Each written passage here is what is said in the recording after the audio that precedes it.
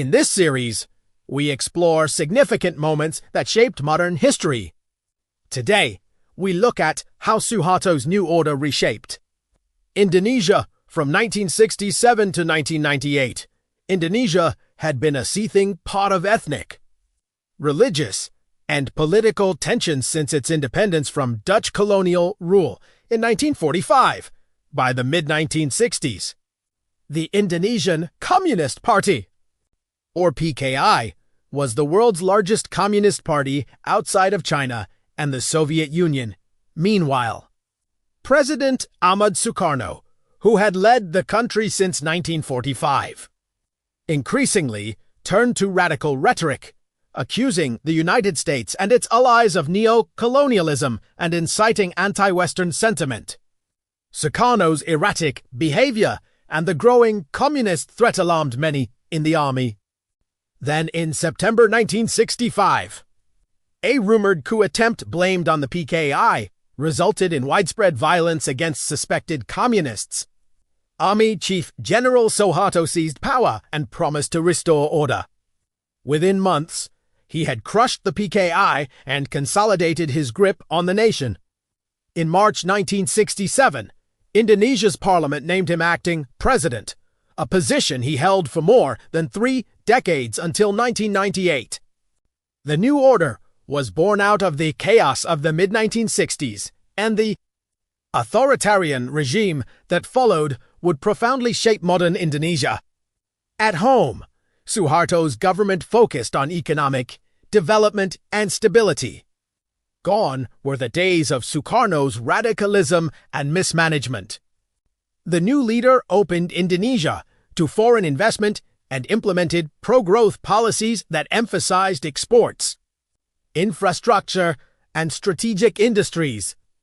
Under Suharto, Indonesia experienced impressive economic growth. Agriculture expanded with the so-called Green Revolution, a set of policies that promoted new strains of rice to boost production.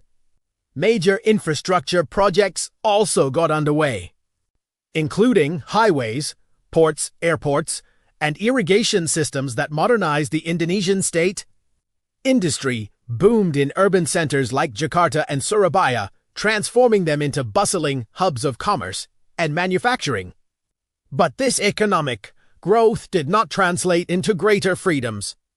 On the contrary, the new order was one of the most repressive periods in Indonesian history.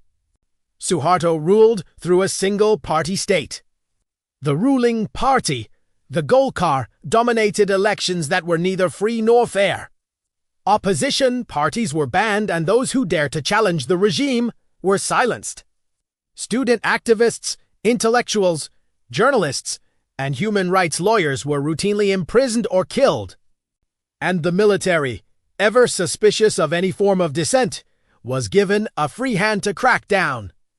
The government also ruthlessly stamped out any perceived threat to the state.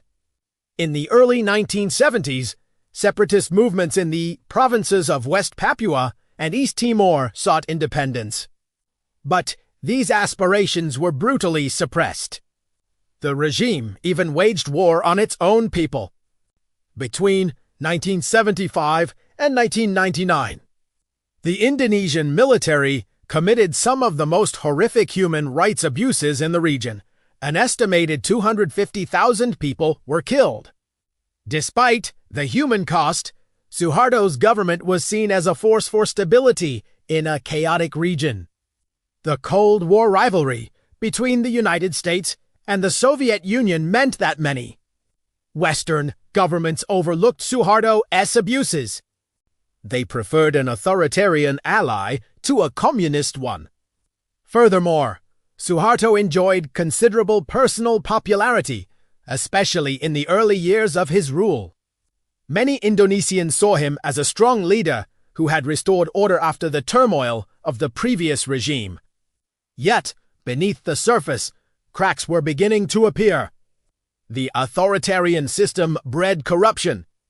Suharto's cronies amassed huge fortunes while poverty and inequality persisted. By the late 1990s, these disparities were becoming harder to ignore.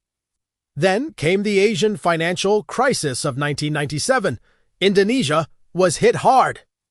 The value of the rupiah plummeted, inflation soared, and unemployment rose. Public anger boiled over into mass protests. Students took to the streets demanding reform. For a time, it seemed as if the new order might weather the storm. But the relentless demonstrations eventually took their toll.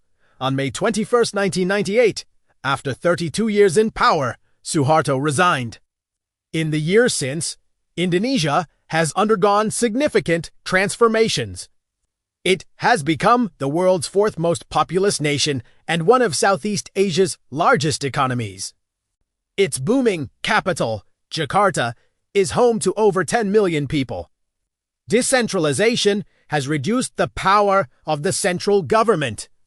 And the press, once tightly controlled, is now one of the freest in the region.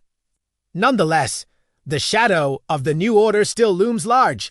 Corruption remains endemic. The military still wields considerable power. And many of the human rights abuses committed during Suharto's regime have never been addressed. So what do you think? How do you assess Suharto's legacy? You can let us know in the comments.